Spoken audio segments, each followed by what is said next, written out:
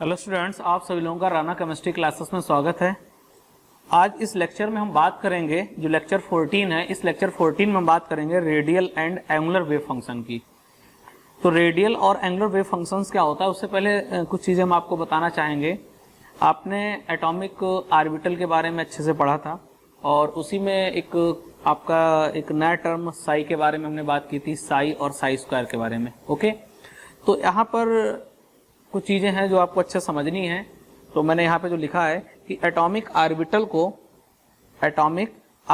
को साई के द्वारा डिस्क्राइब किया जाता है। यानी अगर एटॉमिक ऑर्बिटल के बारे में बहुत कंप्लीट हमने डिटेल में पढ़ा है, क्लियर। और आज हम साई के बारे में बताने जा रहे हैं कि साई के कितने पार्ट होते हैं, साई के कितने कंपोनेंट होते हैं।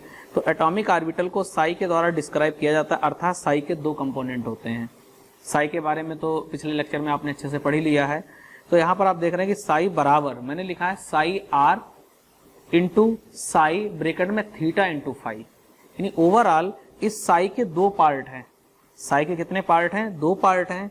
एक साई आर पार्ट है और एक साई थीटा इंटू फाई।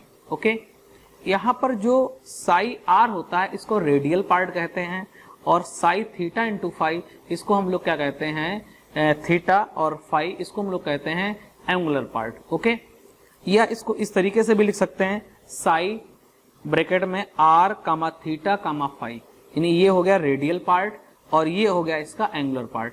क्योंकि आपको मालूम है कि न्यूक्लियस के चारों ओर इलेक्ट्रॉन के पाए जाने की जो प्रोबेबिलिटी होती है, जहां पर इलेक्ट्रॉन के पाए जाने की प्रोबेबिलिटी सबसे ज्यादा होती है, उस रीजन को, उस स्पेस को हम लोग क्या बोलते थे? Atomic orbital. क्लियर। और वो एटॉमिक ऑर्बिटल साई के द्वारा डिस्क्राइब होती थी। अब यहाँ पर साई के दो पार्ट हैं, एक रेडियल और एक एंगुलर। तो हम इसको साई को कुछ इस तरीके से लिख सकते हैं, या इसको अगर अलग लिखना चाहो तो इसको लिख सकते हैं आर, कैपिटल आर और ब्रैकेट में स्मॉल आर। ये पार्ट कहलाता है रेडियल पार्ट और ये जो है ए फॉर एंगुलर, और एंगुलर में आपके दो एंगल आएंगे थीटा और फाई। थीटा और फाई, क्योंकि हमें मालूम है कि Cartesian system x by Z होता है, तो यहाँ पर थीटा दो कार्टेशियन सिस्टम के बीच में एंगल है और फाई भी दो कार्टेशियन सिस्टम के बीच का एंगल है। ओके, इसको इस तरीके से भी हम कह सकते हैं कि R, capital R into small bracket में स्मॉल आर या साई आर, इसको ऐसे भी लिख सकते हैं, चाहे वो आर के टर्म में लिख दो या साई के टर्म में लिख दो। ये क्या करता है? Indicates radial distribution. यानी ये जो पार्ट है, ये पार्ट क्या शो करता है? रेडियल डिस्ट्रीब्यूशन को। किसको शो करता है? रेडियल डिस्ट्रीब्यूशन को। और यहाँ पर जो एंगुलर पार्ट है, इसको चाहे ऐसे लिख लो, एक ए इंटू ब्रैकेट में थीटा कामा फाई या साई ब्रैकेट में थीटा कामा फाई, इसको हम लोग कहते हैं एंगुलर डिस्ट्रीब्यूशन। तो यहाँ पर साई के दो पार्ट हैं, एक पार्ट आपका रेडियल पार्ट, एक angular part. Radial part, angular part, clear. ये रेडियल डिस्ट्रीब्यूशन और एंगुलर डिस्ट्रीब्यूशन। ओके, ये मैं आपको तरीका बता रहा हूं कि इस तरीके से भी इनको हम लोग क्या कर सकते हैं? रिप्रेजेंट कर सकते हैं, लिख सकते हैं। यहाँ पे देखिएगा, यहाँ पे मैंने लिखा है psi equal to radial part multiply angular part. यानी साई के दो पार्ट होते हैं, साई के दो कंपोनेंट होते हैं, एक रेडियल कंपोनेंट होता है और एक एंगुलर कंपोनेंट होता है, या एंगुलर पार्ट कहते हैं। जो एंगुलर पार्ट होता है, लिखा है it is a function of the two variable angles. ये जो एंगुलर पार्ट है, ये दो फंक्शन, या कह रहा है it is a function of two variable angle. ये दो वेरिएबल एंगल का पार्ट है। यानी कहने का अर्थ है कि एंगुलर पार्ट में आपके दो एंगल्स होते हैं, थीटा कामा फाई, और ये आपके वेरिएबल होते हैं। वेरिएबल का अर्थ है ये आपके परिवर्तनशील होते हैं। मैंने पहले ही बताया कि थीटा और फाई अलग अलग एक्सेस के बीच में एंगल होते हैं, अलग अलग एक्सेस के बीच में एंगल होते हैं। अभी केवल मैंने यहां तक अभी आपको ये समझाया कि अगर इस तरीके से कहीं पर लिखा है, ये जो सांकेतिक भाषा है, जो सिंबॉलिक भाषा है, इस सिंबॉलिक भाषा का क्या मीनिंग है, इसको क्या पढ़ा जाता है, वो मैंने बताया। ओके, अब यहाँ पर नीचे एक लाइन मैंने लिखी है कि ओवरऑल हम क्या कहेंगे? There are three variables are involve in it. यानी कहने का अर्थ है कि जो साई है, साई जो ऑर्बिटल, एटॉमिक ऑर्बिटल को साई के द्वारा डिस्क्राइब किया जाता है, तो उस साई के अंदर या साई के तीन वेरिएबल होते हैं। यानी साई में तीन वेरिएबल इन्वॉल्व होते हैं। कौन कौन से? रेडियल पार्ट और दो आपके एंगल्स, और वो आपके एंगल वेरिएबल एंगल कहलाते हैं। ओके, यहाँ पर की पॉइंट लिखा है, उसको जरा समझने का प्रयास करते हैं कि यस ऑर्बिटल के वेव फंक्शन एंगुलर पोजीशन पर डिपेंड नहीं करते। ध्यान रखिएगा, जो एस ऑर्बिटल होती है, आपने पिछले लेक्चर में पढ़ा है कि एस ऑर्बिटल नॉन डायरेक्शनल होती है। यानी कहने का अर्थ है कि एस ऑर्बिटल में जो इलेक्ट्रॉन होते हैं वो चारों ओर यूनिफॉर्मली डिस्ट्रीब्यूट होते हैं। पर्टिकुलर कोई एक ऐसी डायरेक्शन नहीं है जहां इलेक्ट्रॉन मिले, बल्कि इलेक्ट्रॉन चारों डायरेक्शन में मिलते हैं, इसलिए वो आपका क्या होता है, नॉन डायरेक्शनल कहलाता है। तो ध्यान रखिएगा, जो एस ऑर्बिटल है, तो एस ऑर्बिटल जो है वो रेडियल पार्ट से डिस्क्राइब होता है, ना कि एंगुलर पार्ट से।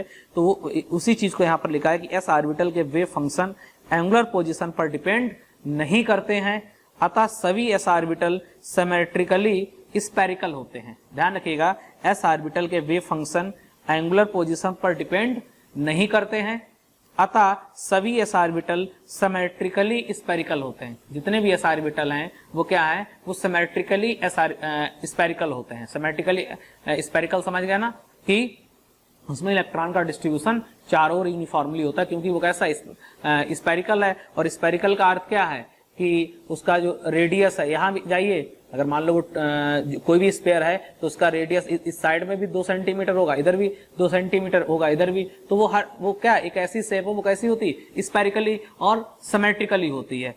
यहाँ पे लिखा कि पी और डी ऑर्बिटल के वेव फंक्शन एंगुलर पोजीशन पर डिपेंड करते हैं। तो ध्यान रखिएगा, ये जो की पॉइंट है ये बताना चाह रहा है कि जो एस ऑर्बिटल होता है वो आपका एंगुलर पोजीशन पर डिपेंड नहीं करता है, ये केवल रेडियल पर डिपेंड करता है, जबकि पी और डी ये एंगुलर पोजीशन पर डिपेंड करते हैं। आपने देखा होगा कि पी ऑर्बिटल या तो एक्स के अलॉन्ग होगी, या वाई के अलॉन्ग होगी, या जेड के अलॉन्ग होगी, तो वो डिपेंड करती एंगल पर, जबकि एस ऑर्बिटल डिपेंड करता है रेडियल पार्ट पर। ओके, यहाँ पे समझने का प्रयास करिए। तो इसके आगे इसी हिसाब से आप नोट्स भी इसको मेंटेन करते रहिएगा। यहाँ पे लिखा कि ऑर्बिटल वेव फंक्शन साई के 2 पार्ट होते हैं।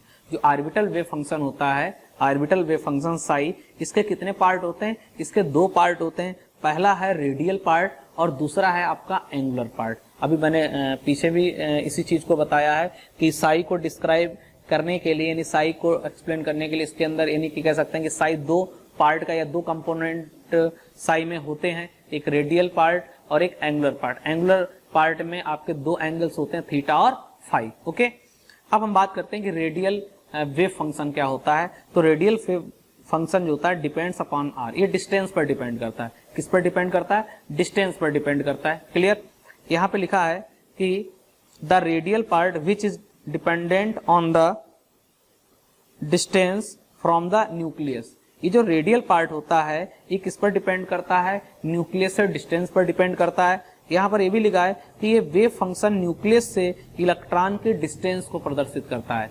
जो आपका रेडियल पार्ट होता है ये क्या करता है, ये न्यूक्लियस से इलेक्ट्रॉन की डिस्टेंस को प्रदर्शित करता है कि न्यूक्लियस से इलेक्ट्रॉन की डिस्टेंस क्या है, कितनी डिस्टेंस पर वो इलेक्ट्रॉन प्रेजेंट है। ओके, ये वेव फंक्शन न्यूक्लियस से इलेक्ट्रॉन की डायरेक्शन के विषय में कोई जानकारी नहीं देता है। तो आप दिमाग में अच्छे से बैठा लीजिएगा कि जो रेडियल पार्ट होता है, रेडियल पार्ट ये केवल इलेक्ट्रॉन, न्यूक्लियस से इलेक्ट्रॉन की डिस्टेंस के बारे में बताता है, ना कि डायरेक्शन के बारे में कि इलेक्ट्रॉन पर्टिकुलर किस डायरेक्शन में बैठा है। ओके, इसको हम लोग इस तरीके से, जो भी मैंने पीछे बताया था, इसको ऐसे भी लिख सकते हैं, आर ब्रैकेट में स्मॉल आर। यहाँ पर जो आर है रेडियल पार्ट को इंडिकेट करता है, और आर जो है वो क्या है, डिस्टेंस फ्रॉम द न्यूक्लियस। इसको ऐसे भी लिख सकते हैं, या इसको साई के टर्म में लिख सकते हैं, साई इंटू आर। ये क्या बताता है, ये बताता साइज ऑफ ऑर्बिटल। तो एक चीज अच्छे से दिमाग में बैठा लीजिएगा कि जो रेडियल वेव फंक्शन है, जो रेडियल वेव फंक्शन है ये क्या करता है, साइज ऑफ ऑर्बिटल, ये ऑर्बिटल की साइज के बारे में बताता है। ओके, यहाँ पे लाइन भी लिखी है कि radial part gives it's size. Radial part क्या करता है, ऑर्बिटल की साइज के बारे में बताता है। Depends on the quantum number n and l, ये क्वांटम नंबर n l पर डिपेंड नहीं करता है। तो इस चीज को ध्यान रखिएगा कि जो रेडियल वेव फंक्शन है या जो रेडियल पार्ट होता है ये क्या करता है, न्यूक्लियस से इलेक्ट्रॉन तक की डिस्टेंस को बताता है कि इलेक्ट्रॉन किस डिस्टेंस पर, यानी कि इलेक्ट्रॉन की न्यूक्लियस से क्या डिस्टेंस है, इलेक्ट्रॉन की डायरेक्शन के बारे में, उसकी लोकेशन के बारे में कोई जानकारी नहीं देता है। ओके, इसके बाद बात करते हैं angular wave function depends upon theta comma phi. ये क्या करता है, ये एंगुलर वेव फंक्शन है, ठीक है, और इसके एंगुलर वेव फंक्शन में तो मैंने बताया कि दो एंगल्स होते हैं और ये वेरिएबल एंगल्स होते हैं। और ये एंगल क्या होते हैं, जो आपके एक्स वाई जेड होते हैं, ये दो कोऑर्डिनेट, दो हमारे जो एक्स वाई या वाई जेड उनके बीच के एंगल्स कहलाते हैं। ओके, तो जो एंगुलर वेव फंक्शन है लिखा है कि angular part which is dependent only on the angle theta and phi with respect to different axes. मैंने बताया कि डिफरेंट एक्सेस के बीच में ये आपके एंगल्स होते हैं और ये क्या करता है, ये केवल और केवल ऑर्बिटल की शेप के बारे में बताता है। तो जो एंगुलर पार्ट है लिखा है, ये वेव फंक्शन इलेक्ट्रॉन की डायरेक्शन को प्रदर्शित करता है, जबकि पिछला वाला जो रेडियल पार्ट था वो क्या करता है, इलेक्ट्रॉन की डायरेक्शन के बारे में कोई जानकारी नहीं करता है, वो केवल इलेक्ट्रॉन से इलेक्ट्रॉन की डिस्टेंस को बताता है। ओके, इसको ऐसे भी लिख सकते हैं, ए फॉर एंगुलर पार्ट है थीटा कमा फाई और ब्रैकेट में लिखा है एम और एल। जैसे यहाँ पर मैंने लिखा था psi equal to R radial part into small R क्या है, डिस्टेंस फ्रॉम द न्यूक्लियस, और यहाँ पर एन और एल क्या था, एन था प्रिंसिपल क्वांटम नंबर, एल था क्या आपका अज़ीमुथल क्वांटम नंबर। ओके, और यहाँ पर मैंने एंगुलर पार्ट में भी दो क्वांटम नंबर को लिखा है एम और एल, एम है मैग्नेटिक क्वांटम नंबर और एल क्या है अज़ीमुथल क्वांटम नंबर। तो जो एंगुलर वेव फंक्शन है ये ऑर्बिटल की शेप के बारे में जिक्र करता है, बताता है। मैंने लिखा है कि angular part describe its shape depends on the quantum number N L and M, यानी एंगुलर पार्ट क्या करता है, ऑर्बिटल की शेप के बारे में बताता है, और एल और एम, एल और ये किस पर डिपेंड करता है, ये क्वांटम नंबर एल और एम पर डिपेंड करता है। आप एम तो मालूम ही है, एम है मैग्नेटिक क्वांटम नंबर और एल क्या होता है अज़ीमुथल क्वांटम नंबर। तो ओवरऑल एक चीज दिमाग में अच्छे से बैठा लीजिएगा कि जो साई होता है इसके दो पार्ट होते हैं, रेडियल पार्ट जो क्या करता है ऑर्बिटल की साइज के बारे में बताता है, क्लियर, इसको इस तरीके से लिख सकते हैं, और जो एंगुलर पार्ट होता है ये ऑर्बिटल की शेप के बारे में बताता है। ओके, अब हम लोग क्या करते हैं, इसी के कुछ ग्राफ्स यहाँ पर प्लॉट करते हैं, इन ग्राफ्स को अच्छे से समझने का प्रयास करिएगा। जैसे यहाँ पर जो एक ग्राफ लिया गया है, plot of radial wave function with distance R, यानी कहने का अर्थ है यहाँ पे जो हम ग्राफ प्लॉट कर रहे हैं ये क्या है, न्यूक्लियस से डिस्टेंस आर के टर्म में है। तो इसको मैंने यहाँ पर ऐसे लिखा है psi equal to capital R into small R, क्योंकि आपको मालूम ही है आर क्या है, रेडियल पार्ट। तो मैंने यहाँ पे लिखा कि when the radial wave function R या साई आर कहें is plotted against R, okay, the following diagram are obtained. तो यहाँ पर ध्यान रखिएगा, when the radial wave function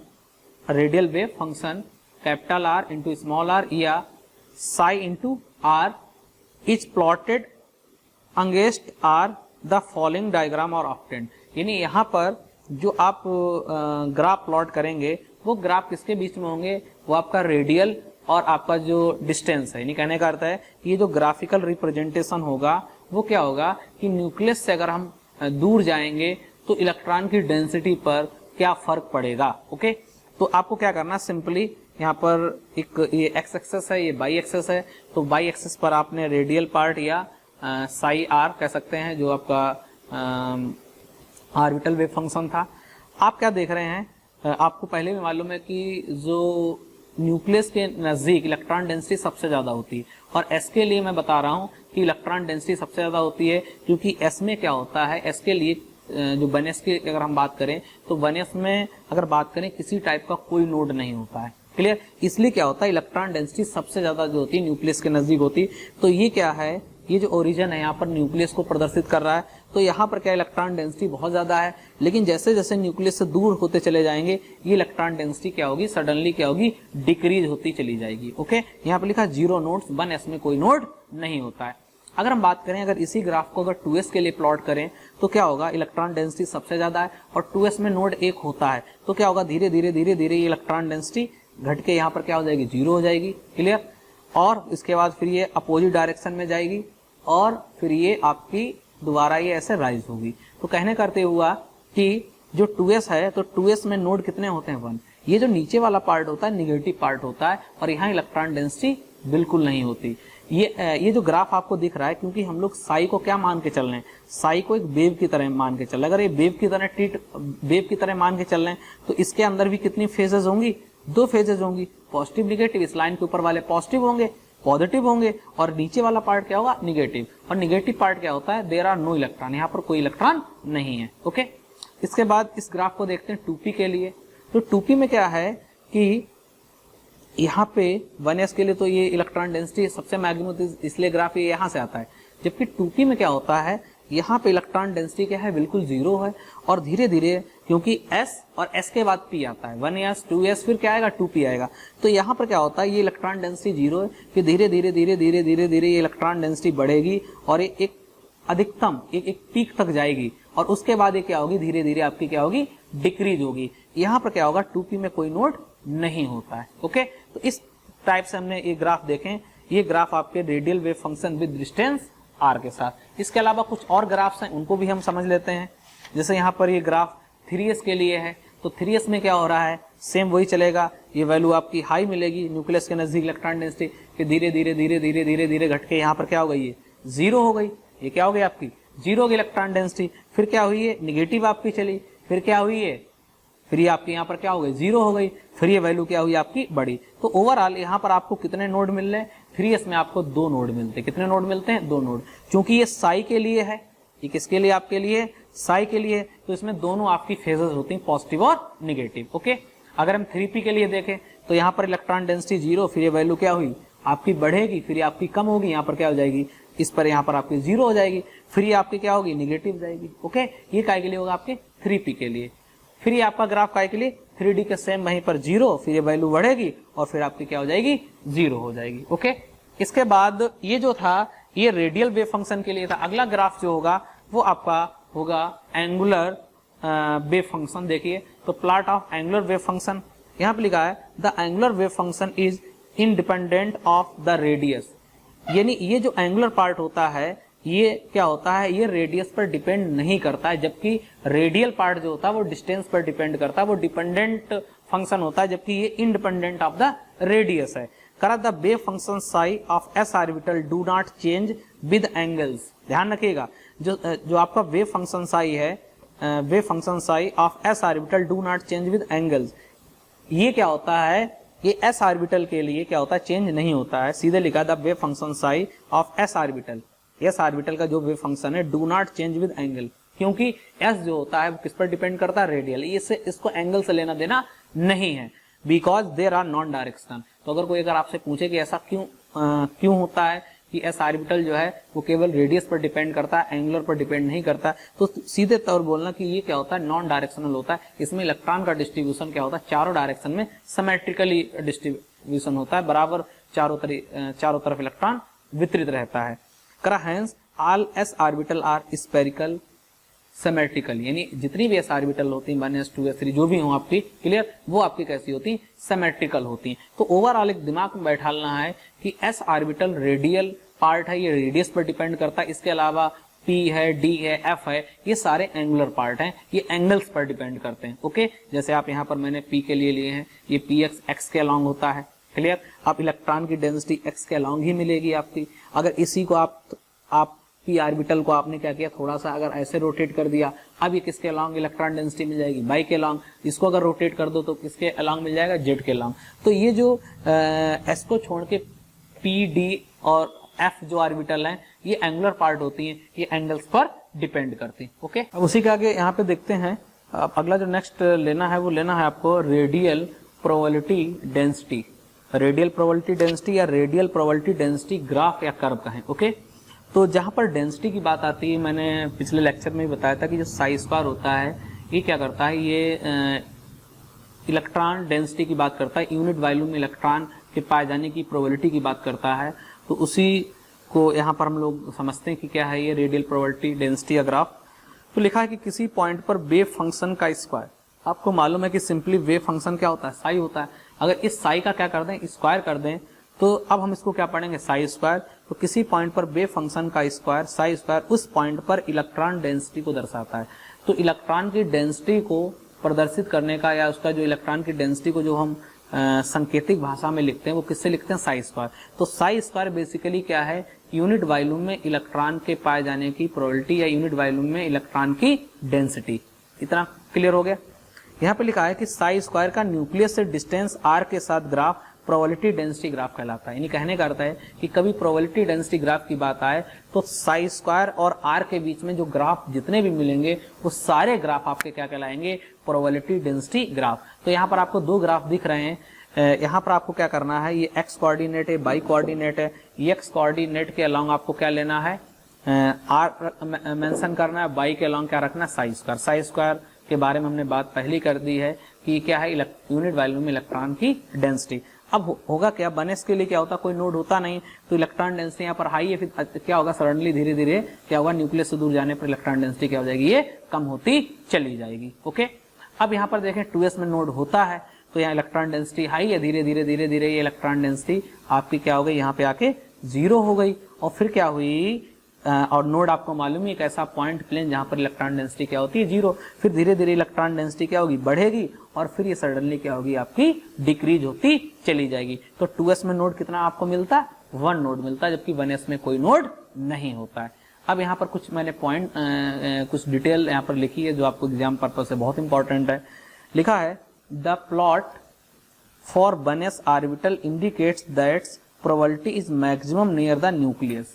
यानी जो 1s का ग्राफ है, 1s का जो ग्राफ है यहाँ पर प्रोबेबिलिटी डेंसिटी का, ये यहाँ पर एक ग्राफ बता रहा है कि न्यूक्लियस के नजदीक ये वाला जो कट पॉइंट है जिसको ओरिजिन कहते हैं, ये इंडिकेट करता है कि इलेक्ट्रॉन की डेंसिटी न्यूक्लियस के पास ज्यादा है, फिर धीरे धीरे इलेक्ट्रॉन डेंसिटी क्या हो रही है, डिक्रीज हो रही है। तो उसी चीज को यहाँ पर है कि प्लॉट फॉर 1s ऑर्बिटल, जो हम 1s ऑर्बिटल के जो ग्राफ प्लॉट करते हैं, ये क्या इंडिकेट करता है कि प्रोबेबिलिटी क्या होती है, मैक्सिमम होती है नियर द न्यूक्लियस। न्यूक्लियस के निकट क्या होती है, प्रोबेबिलिटी मैक्सिमम होती है। फिर क्या होता है, and it decrease with increase of the R. फिर क्या होता है, ये डिक्रीज होती है जैसे जैसे आर इंक्रीज होता है। The distance from the nucleus, clear, यहाँ पर जो आर है वो क्या है, distance from the nucleus, nucleus से क्या है डिस्टेंस।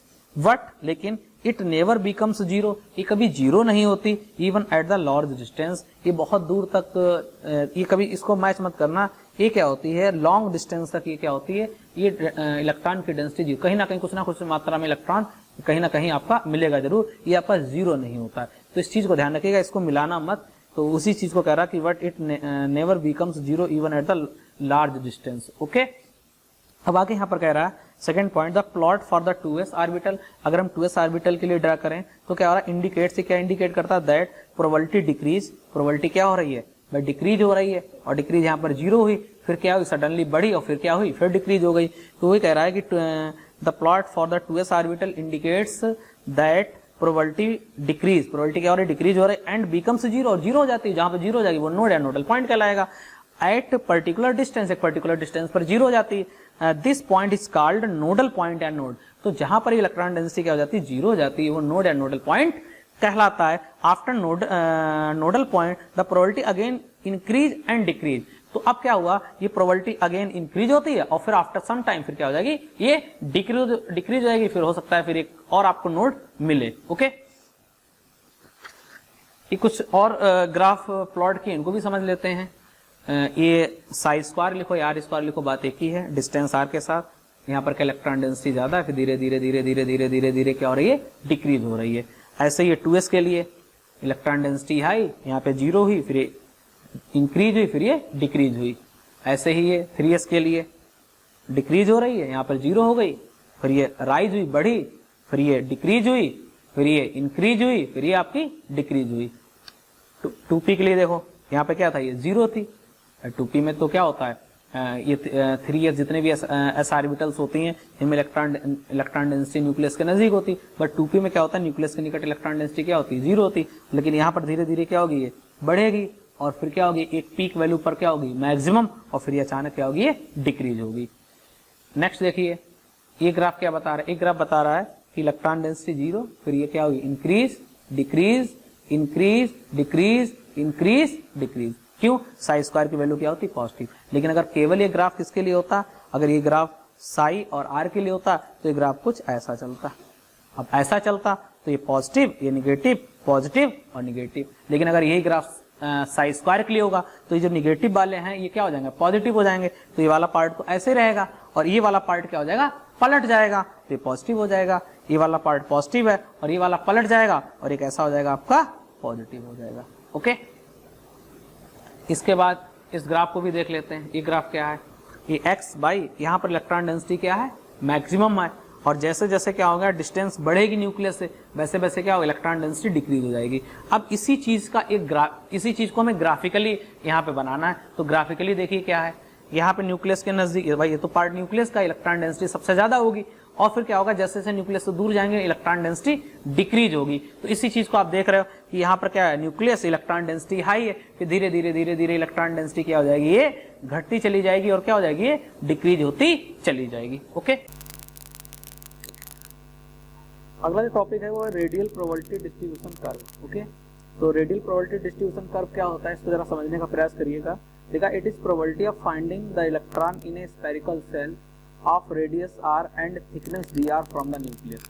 अब सबसे पहले आपको समझना होगा कि स्फेरिकल सेल क्या होता है। तो इसके लिए साइकिल का ट्यूब आपने देखा होगा, जो जिसके अंदर हवा भरी होती है, तो वो एक तरह का स्फेरिकल सेल होता है। स्फेरिकल सेल वैसे यहाँ पे तो हमें वो तो एक कह सकते हैं एक रिंग फॉर्म का शेप होता है, बट यहाँ पर स्फेरिकल से ऐसे मानिए कि एक r रेडियस का स्फीयर है, एक r रेडियस का स्फीयर है, और उसी के ऊपर एक dr, यानी जैसे ये r रेडियस का स्फीयर है, ये r रेडियस का स्फीयर है, और इसी के ऊपर ये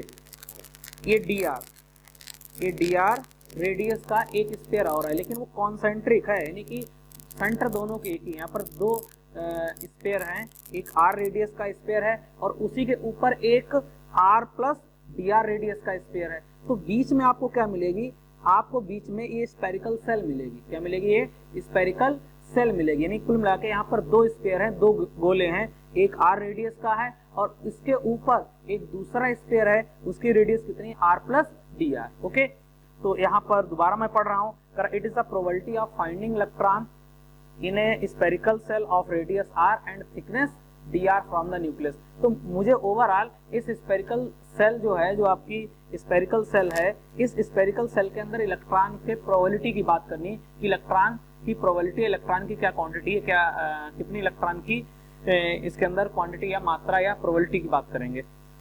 तो यहाँ पे मैंने लिखा है कि यूनिट वॉल्यूम में इलेक्ट्रॉन के पाए जाने की प्रोबेबिलिटी कितनी होती है, साई स्क्वायर। मैंने पहले भी बताया है कि यूनिट वॉल्यूम में इलेक्ट्रॉन के पाए जाने की प्रोबेबिलिटी तो किससे लिखेंगे, साई स्क्वायर, या यूनिट वॉल्यूम में इलेक्ट्रॉन के पाए जाने की प्रोबेबिलिटी क्या होती है, साई स्क्वायर। जब हम बात करेंगे डीवी वॉल्यूम में, डीवी वॉल्यूम में इलेक्ट्रॉन के पाए जाने की प्रोबेबिलिटी, तो क्या हो जाएगा, साई स्क्वायर डीवी होगा। क्या हो जाएगा, साई स्क्वायर डीवी। तो दो बातें याद रखेंगे कि यूनिट वॉल्यूम में इलेक्ट्रॉन के पाए जाने की प्रोबेबिलिटी होगी साई स्क्वायर, और डीवी वॉल्यूम में इलेक्ट्रॉन के पाए जाने की प्रोबेबिलिटी क्या हो जाएगी, साई स्क्वायर डीवी। ओके, यहाँ पर डीवी क्या है, ये डीवी है इस स्फेरिकल सेल का वॉल्यूम, तो volume of the radial shell. अब बात आ रही है कि इस रेडियल सेल का वॉल्यूम कैसे निकाला जाएगा। तो फिलहाल अभी इतना याद रखिएगा, ये वॉल्यूम आएगा 4 पाई r स्क्वायर इंटू dr। हमने पिछले लेक्चर में इसको बताया था कि कैसे कैलकुलेट होके निकलता है, तो वहां से आप लोग इसको देख लेना। अभी इसको इतना याद रखिएगा कि स्फेरिकल सेल का वॉल्यूम कितना आएगा, 4 पाई r स्क्वायर dr। ओके, तो हमारी प्रोबेबिलिटी कितनी हो जाएगी, यूनिट वॉल्यूम में प्रोबेबिलिटी कितनी होती है, साई स्क्वायर, और डीवी वॉल्यूम में प्रोबेबिलिटी कितनी हो जाएगी, तो प्रोबेबिलिटी डेंसिटी हो जाएगी साई स्क्वायर डीवी। अब इस डीवी की वैल्यू कितनी रख देंगे, 4 पाई r स्क्वायर इंटू dr। तो अब ये फाइनल वैल्यू कितनी बन जाएगी, साई स्क्वायर इंटू 4 पाई r square into dr। Okay, तो यहाँ पे बात करेंगे radial probability of finding electron कितनी बनेगी।